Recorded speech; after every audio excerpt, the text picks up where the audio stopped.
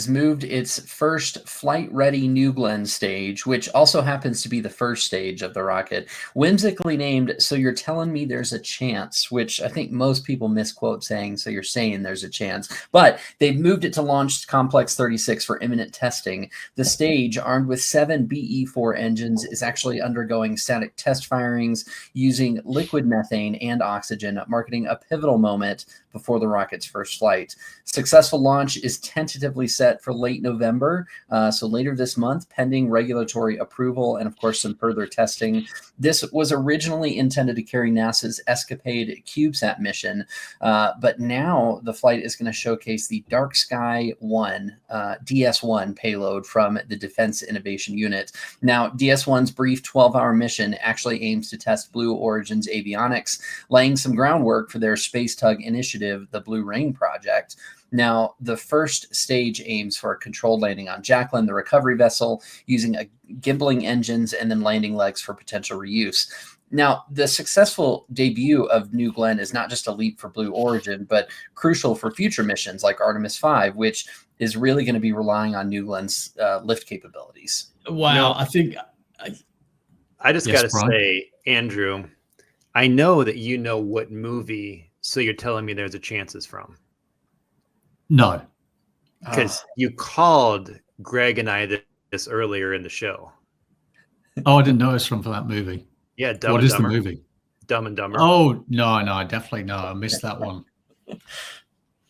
Yeah. For me, sorry. Yeah, you did. You had to go there, didn't you? But wow, on this whole thing, the design and the revision tracking for turning this giant space age version into, I'm going to quote another one, which is "Who Moved My Cheese?"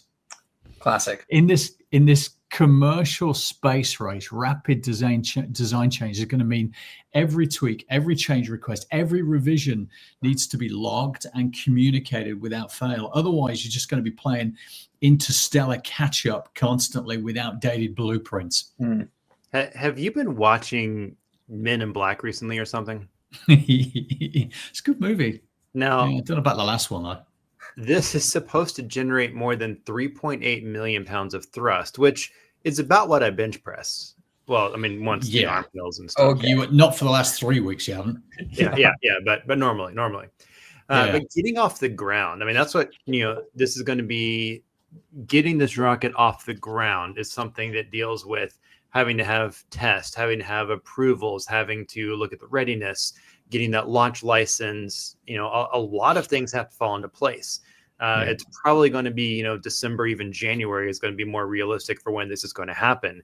And even the payload for the launch is now different because NASA isn't going to do the fuel to satellites because it's not going to make the launch window.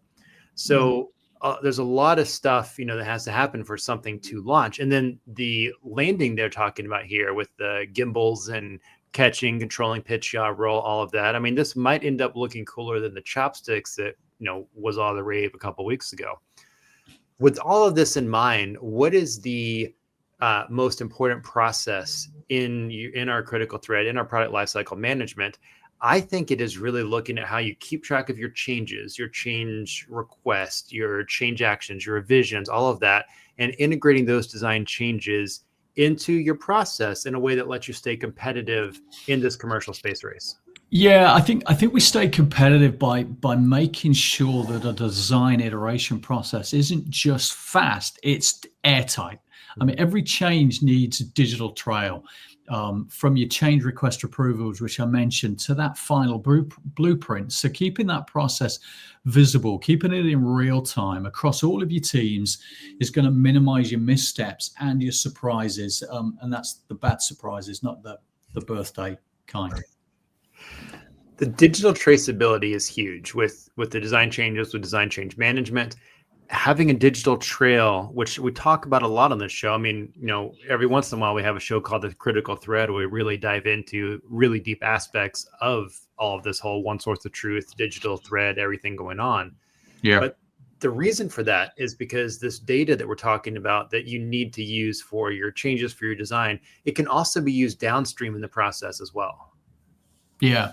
So the solution for me for a lot of this now, and I'm going to pick on, is product validation and simulation, using your advanced simulation tools for pre-launch tests, for analyzing your data for aerodynamic and structural validations before the actual testing takes place, and then bringing an AI to simulate thousands of scenarios to optimize your configurations, predict your potential test outcomes, and therefore improve your whole readiness. I think PVNS, I call it.